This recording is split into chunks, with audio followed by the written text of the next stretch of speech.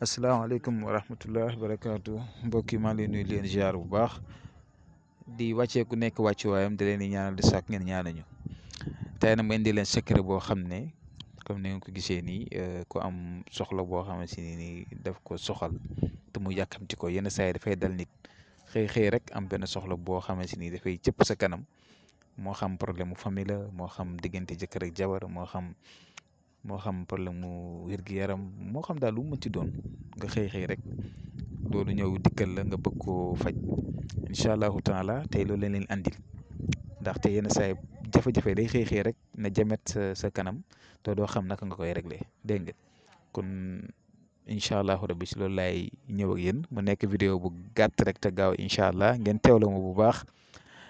kaari bi ngeen di gis nii latif la mu ngeen di bind. bu ngeen ko bindee nii yaa ngi gis taa bi ne si latif bi taa bi moom laa yaatal foo ngeen def seen aajo li ngeen bëgg seen besoin su ngeen paree ngeen tëj ko mais da ngeen koy bamtu ba muy ñaari yoon bu ko defee benn bi da nga koy nga takk ko beneen bi da nga koy jël nga def ko si récipient maanaam ndox wala dégg sax kaas wala butéel bu ndaw wala yu demee noonu bu ko defee waxtu balaa ngay dem di def zikir bi da nga si raay sa loxo sëlmu si sa kanam. dégg nga raay si sa loxo ak sa kanam dégg ngeen baax li ma wax da nga si raay sa loxo ak sa kanam beneen bi ëw nga ko ba pare wala nga scotché ko dégg nga def ko sa poche wala nga def ko fenn daal si sa yaram su ko defee incha allahu rabbi nga jublu si askar yi muy zikar yi moom da ngay def ñaari rakk bu nekk premier rakk bi defal fatiha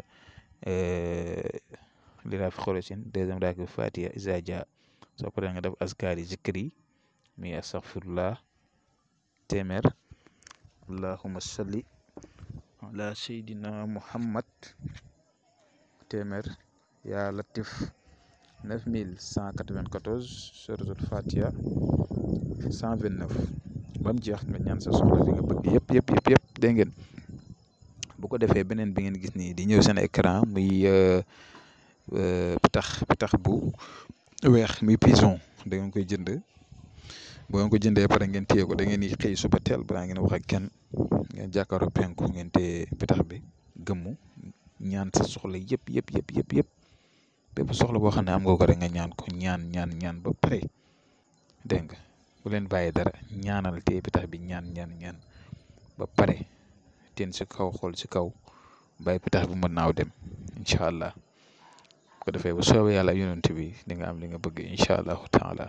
bu àndee dogalu suñu borom kon nag incha allah tey lii laa leen andiloon bëggoon ko séddoo ak yéen muy vidéo bu gàtt rek dégg nga te am solo trop gàtt na waaye am na solo lool sax waaw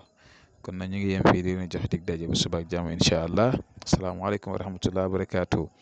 ngeen wéy nag di partage vidéo yi dégg nga gën a wasaare xam-xam ñi si mënta jot man see jot.